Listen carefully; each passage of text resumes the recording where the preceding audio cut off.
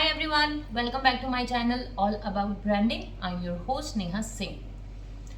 घर के इंटीरियर्स का प्रोजेक्ट शुरू करवाने से पहले हमको हमेशा पता होना चाहिए कि हमारा बजट क्या होने वाला है या हमारे कितने पैसे लगने वाले हैं। कोई कहता है इसमें इतने पैसे लगेंगे, कोई कहता है उतने लगेंगे। नहीं नहीं नहीं, आपने ज़्यादा में बनवा लिया, ये तो इतने में बन जाना चाहिए था। अरे आपने इतने कम में कैसे बनवा लिया, ये तो इतने में बनना चाहिए था। कि नहीं नहीं, हम इससे कम में नहीं कर पाएंगे, या नहीं हम इससे ज़्यादा नहीं दे पाएंगे। इस तरीके के बहुत कॉन्वर्जेशंस होते हैं जब भी हम अपने घर के इंटीरियर के प्रोजेक्ट के बारे में बात करते हैं या उसे करवाते हैं या करवा चुके होते हैं। तो ये जो बजट इतने सारे कंफ्यूजन्स को लेकर आता है, वहीं पर बजट पता होना स्पेशली पहले से ये बहुत ज़रूरी है, और मैंने अपने कई वीडियोस में पहले ये कहा भी है। तो इस कंफ्यूजन को दूर कैसे करें, तो आज इस वीडियो में हम बजट के ऊपर बात करने वाले हैं कि एक्चुअल में हम अपने बजट को फाइनलाइज कैसे करें। फाइनलाइज करना तो बहुत इंपॉर्टेंट है, लेकिन कैसे करें, what are those things which we should keep in mind. और इफ यू आर वंडरिंग कि मैंने अपने बजट घर के लिए इतना बजट सेट असाइड किया है, and if you are wondering whether it is sufficient और नॉट, और if you are confused whether the quotation that you have received is right और नॉट, तो बजट के बारे में बात करने से पहले हम जरा समझ लेते हैं कि एक्चुअली काम करवाने के मॉडल्स कौन कौन से होते हैं, कौन कौन से ऑप्शंस हैं जो हमारे पास अवेलेबल होते हैं। तो नंबर 1 सबसे पहले मॉडल आता है हमारा कॉन्ट्रैक्टर मॉडल। मतलब कि हमने अपनी जान पहचान में, अपनी सोसाइटी में किसी ने किसी से काम करवाया होगा उसको, या हम किसी एक ठेकेदार को ढूंढ कर लाते हैं और उसको अपना घर दिखाते हैं, उससे बोलते हैं भाई ये हमारा घर है, इसमें हमें काम करवाना है, ये यहाँ लगा दो, यहाँ का कैबिनेट्स बना दो, यहाँ वार्डरोब लगा दो, यहाँ सोफा आएगा, इधर बेड बना दो। सारी चीज़ें हम उसे बता देते हैं और वो उसके हिसाब से आपको एग्जीक्यूशन करके दे देता है। इस मॉडल में सबसे बड़ा प्रॉब्लम ये होता है कि एक, जब भी कॉन्ट्रैक्टर या ठेकेदार आपको बजट बता रहा है, एक एंटिसिपेटेड बजट बता रहा है, आपका एक्चुअल कॉस्ट उससे कहीं आगे भाग जाता है। बिकॉज हमेशा जब आप साइट पे काम करते हैं तो चेंजेस होते रहते हैं। और कई बार क्या होता है कि हमने जैसे ठेकेदार को बोल दिया, हम खुद ही अपने इंटीरियर डिजाइनर बन गए, हमने कहा अच्छा ये वाली वॉल गिरा दो और इसको थोड़ा बड़ा कर देंगे, लेकिन वॉल तो गिरा दी, अब दूसरी वॉल कहाँ खड़ी करनी है उसको लेकर ही बहुत कंफ्यूजन है। तो इस तरीके का जो मॉडल होता है it is full of confusion, और इससे हमें थोड़ा सा बच के रहना चाहिए। देन दूसरा मॉडल आ गया आपका, जहां पर आपने अपने घर की डिजाइनिंग और ड्राइंग्स जो आर्किटेक्चरल लेआउट्स हैं वो आपने किसी इंटीरियर डिजाइन और आर्किटेक्ट से बनवा लिए, आपने उनको एक सर्टेन फी पे कर दी और आपने अपने घर का जो एग्जीक्यूशन है वो एक ठेकेदार को दे दिया। इस मॉडल में भी बहुत प्रॉब्लम्स होती हैं। Why? Because there are 2 different parties involve in it. तो बहुत सारे टू एंड फ्रो होता है। हमारे कॉन्ट्रैक्टर साहब को तो 99% चांसेस हैं कि उनको ड्राइंग्स नहीं समझ में आएंगी, और हमेशा ड्राइंग वर्सेस रियलिटी में भी फर्क होता है। वो थोड़े बहुत फर्क से ही हमारे एग्जीक्यूशन में अच्छा खासा फर्क पड़ जाता है। तो ये जो हमने अभी 2 मॉडल्स बोले, कॉन्ट्रैक्टर मॉडल और दूसरा मॉडल जहाँ एक आर्किटेक्ट या इंटीरियर डिजाइनर को हमने हायर किया हमने डिजाइनिंग के लिए और हमने एग्जीक्यूशन करवाया कॉन्ट्रैक्टर से, इन दोनों मॉडल्स में एक और कॉस्ट होती है जो हिडन होती है, the cost which is beyond material, labour और एनी काइंड ऑफ फी और any kind of margin that your contractor is earning. Beyond this there is one more cost जिसको हम कभी जिसके बारे में सोचते नहीं हैं, लेकिन वो एक्चुअली बहुत बड़ी कॉस्ट होती है अगर उसको हम कैलकुलेट करने बैठे, और वो कॉस्ट है the cost of your time, the cost of your energy and the cost of your mental peace. क्योंकि इन दोनों ही मॉडल्स में आपका इन्वॉल्वमेंट बहुत रहने वाला है, आपकी भागदौड़ बहुत रहने वाली है, आपकी एनर्जी बहुत जाने वाली है, और मेंटल पीस तो आप ये समझिए ऑलमोस्ट गायब ही रहती है जब तक आपका घर बन नहीं जाता। अब तीसरा मॉडल भी है अपना काम एग्जीक्यूट करवाने का, तो आपके पास एक तीसरा ऑप्शन भी है, और वो ऑप्शन है कि आपने एक 360 मॉडल में अपना काम कराया, विच मीन एक एजेंसी जो आपको डिजाइन भी कर दे, जो आपकी ड्राइंग्स भी बना दे और जो आपका एग्जीक्यूशन भी कर दे। So single window solution.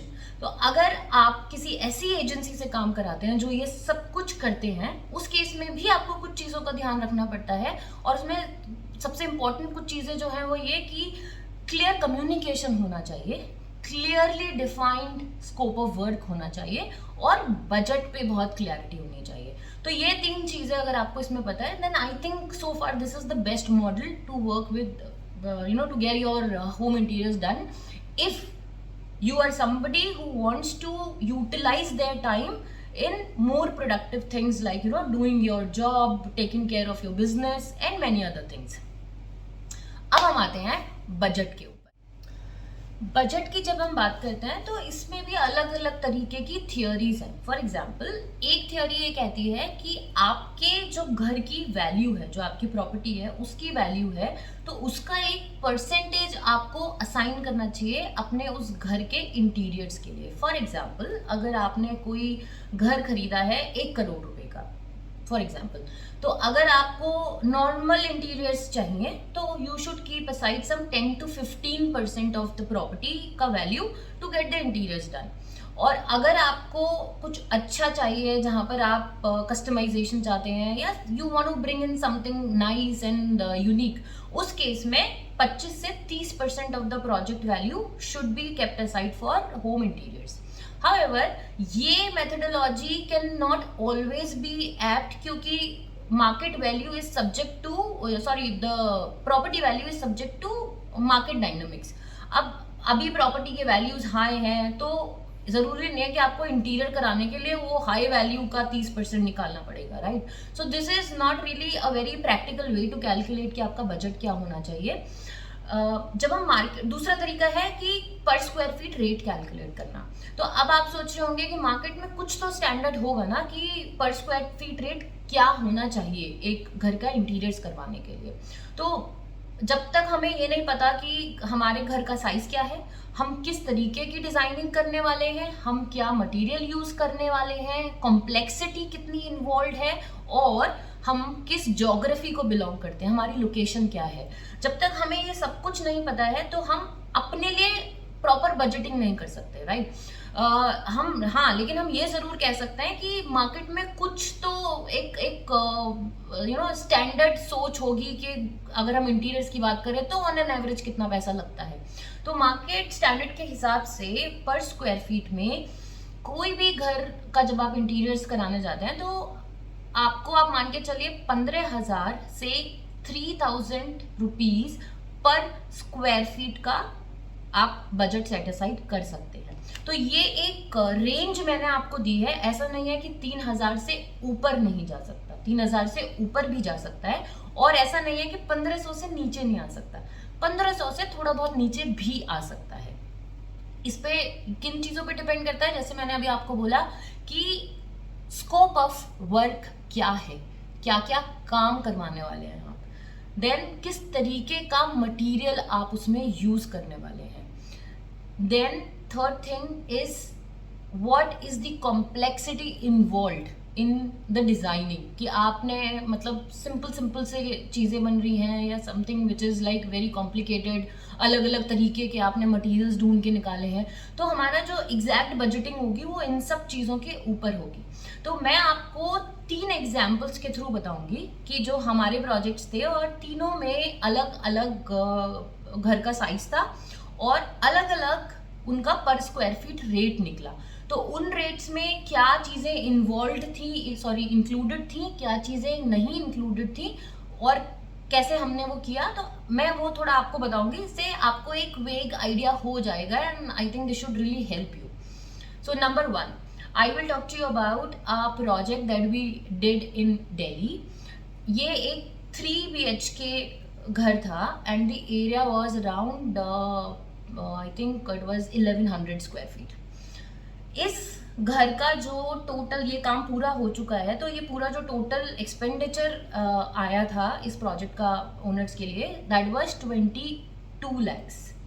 अब 22 lakhs for a house of 1100 square feet, तो आप समझ सकते हैं ये अप्रोक्सीमेटली 2,000 रुपये पर स्क्वायर फीट उनको ये घर पड़ा था। अब इसके अंदर इंक्लूजन्स क्या क्या थे?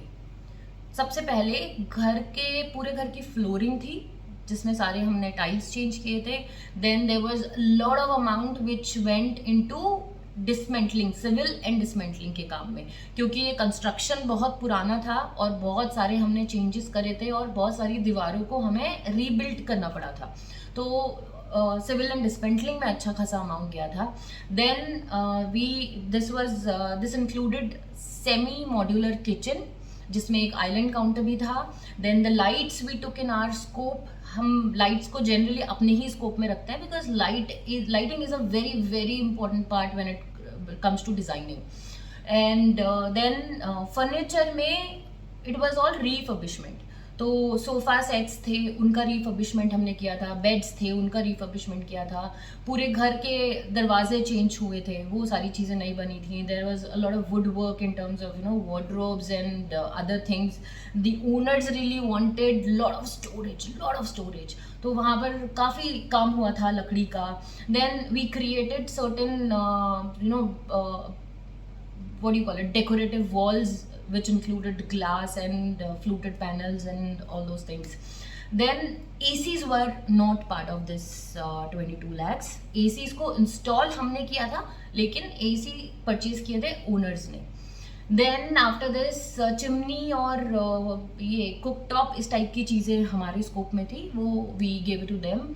एंड देन हम देयर वर 2 वॉशरूम्स जिनको हमने टोटली डिसमेंटल किया था एंड देन वी उनकी रीपोजिशनिंग भी करी थी और we did the entire washrooms right from wall to floor to ceiling to the fixtures, सब कुछ हमारे स्कोप में था। There was a lot for plumbing, क्योंकि एज आई टोल्ड यू पुराना घर था तो काफ़ी चीज़ें ख़राब हो चुकी थी, तो इवन पाइपलाइंस जो थी वो भी हमने काफ़ी चेंज करी थी। And then fans were in our scope, all these things. तो ये मोटा मोटा सारी चीज़ें थी जो हमारे स्कोप में थी और owners ended up paying 22 lakhs। अब ये हुआ 2000 रुपये square feet. Now we moved to another project of ours which is again in Delhi. It is a running project और ये it's a almost a 4 BHK house और ये एक top floor पर है, 10th फ्लोर है एक बिल्डिंग का, उस पर है। और यहाँ पर जो टोटल बजटिंग हुई है, जो एस्टिमेशन हुआ है, और अगर कुछ नई चीज़ ऐड नहीं होती हैं then we are cool about it. So it is 37 lakhs जिसमें ये घर का काम होगा। So 1500 square feet and 37 lakhs. So this ये approximately 2466, so 2400 to 2500 per square feet का ये per square feet रेट बना। अब इसके अंदर क्या क्या इंक्लूजन्स हैं? यहाँ पर अगेन सारी फ्लोरिंग है पूरे घर की सीलिंग है। हमने entire house in the entire house we have created a fall ceiling including the washrooms. Then obviously the paint was there in the first house also. पूरे घर का इसका हमने पूरा पेंट हमारे स्कोप में है। Then again a semi modular kitchen with few modular fittings, so it's a combination hybrid sort of a thing. And this particular kitchen has got all those fancy items like a pantry, like a coffee corner and a microwave shutter arrangement and all that, so all those things. Then an island counter also. Rooms में, सारे rooms में wardrobes हैं। We have created one walk in closet. तो इस घर के में 2 बच्चियां हैं, बेटियां हैं उनकी, तो उनके लिए हमने एक वॉक इन क्लोजेट बनाया है। एक वीडियो में दिखाया भी था जहाँ पर उस वॉक इन क्लोजेट में हमने ऊपर स्काईलाइट बनाया है। So yes, that skylight is also part of it. Then we have got इस घर में हमने स्टोन का बहुत यूज़ किया है। And products that we are using are all branded ones in the earlier also and here also all branded products are there। तो हमने AGL के stones यूज़ किए हैं और सुमानी के टाइल्स हैं। देर आर 3 वॉशरूम्स, तो वो तीनों वॉशरूम्स में tiles, fall ceiling, lights and fixtures हमने हिंदवेयर के लिए हैं। And there are lot of other unique things that we are doing in this, so we are creating stone को use करके हमने एक highlight wall बनाई है। and there are the balconies also, जो balconies को हमने थोड़ा स्मार्ट लुक देने की कोशिश करी है। And it has got home automation also. So एलिसन का हमने यहाँ पर पूरा ऑटोमेशन का इंफ्रा यूज़ किया है। Plus, this house has got again all the lights are in our scope, all fans in our scope, and there are 6 ACs also जो हमारे scope में है. So right from procurement of those ACs to installation, so everything is there. And furniture की जब हम बात करते हैं तो एक sofa set है जो हमने हमारे scope में है, and then there are couple of other beds and all those things जिसको refurbishment होगा. So this is मोटा मोटा the scope of this house. And entry पे, घर की entry पे there are couple of things like metal door, metal जाली and all that stuff. A proper मंदिर which is being built there. So ये हो गया इस घर का मोटा मोटा scope. So ये हो गया 2000 पर स्क्वायर फीट, ये हो गया 2466, so 2500 मान लेते हैं फॉर डिस्कशन से, 2500 रुपये पर स्क्वायर फीट. अब मैं बात करती हूँ हमारे तीसरे प्रोजेक्ट की जो हमने नोएडा में किया था. एंड ये जो घर था ये अप्रोक्सीमेटली 2200 स्क्वायर फीट का घर था. और इस घर के अंदर इट्स अ 4 BHK और यहाँ पर budget was limited. So the client was very clear that they don't want to spend anything beyond the anticipated budget. तो 20 से 25 लाख के बीच में उनका बजट था और 2200 स्क्वायर फीट का घर. तो इस घर को कितना बनाइए, शायद 1100-1200 टाइप का पर स्क्वायर फीट रेट आप यहाँ मान लीजिए. तो इस घर को बनाने के लिए हमको प्रायोरिटाइजेशन करना पड़ा. And the owners really believed in us और उन्होंने बोला कि ऑल्दो हमारा बजट कम है but we leave everything on to you, so you guys decide where you want to do what. So although हमने अपने इन तीनों घरों में जनरली जो हमारी थीम रहती है डिज़ाइनिंग की वो हम मिनिमलिस्ट थीम में जाते हैं. सो यहाँ भी हम मिनिमलिस्ट मॉडर्न थीम में गए और वी प्रायोरिटाइज्ड कि बजट को हम कहाँ कहाँ असाइन करें, कौन कौन से एरियाज हैं जहाँ पर हम बजट की अलॉटमेंट को पहले करें और थोड़ा सा ज़्यादा बजट रखें और बाकी हम जो अंदर की जगह होती है for example bedrooms and all, तो उनको हम थोड़ा सा सिंपल रखते हैं. So that's what we did. हमने फोकस अपना रखा किचन के ऊपर, सेमी मॉड्यूलर किचन बनाई. And we kept our focus on the living room and on in the dining room. So basically पहले जो लेआउट था उसमें किचन सेपरेट था, there was a wall, kitchen के बगल में there was a small very small store room वो था, and then drawing room which is the living room and the dining area. इन दोनों के बीच में भी एक पार्टीशन वॉल थी. So what we did was we actually removed all these partition walls. पहले तो हमने डाइनिंग एरिया और लिविंग एरिया के बीच की वॉल हटा दी, हमने किचन की और स्टोरेज की वॉल हटा दी. So practically this entire area became one, living room, dining area, store room and the kitchen. तो ये सब कुछ हमने सारे ये वॉल्स हटा के इसको one single area we treated it as, and we kind of used a transitional theme in it. तो हमारा किचन है open kitchen and drawing room and open kitchen के बीच में the partition is being marked by the island counter and the hanging lights. And the space came out to be really well कि कितना बड़ा लग रहा था वो उसको. एंड पार्टीशन में हमने ग्लास एंड मेटल का यूज़ किया to give that French look. So that is the beauty of that particular partition, and the door which he created out of MS and glass is actually the beauty of that house. And we used more of tiles there. So we kind of created a concrete finish wall right opposite to the partition, so which was the dining area ka front wall. So we did this kind of things. So if I have to mention the scope of work in this house, so it was like first the tiles in the entire house, then there was one washroom that we did. There was 3 more washrooms, but they wanted to keep it as it is. They didn't want to change because it was a very new house. They were उनको अभी handover मिला था and they wanted to move in.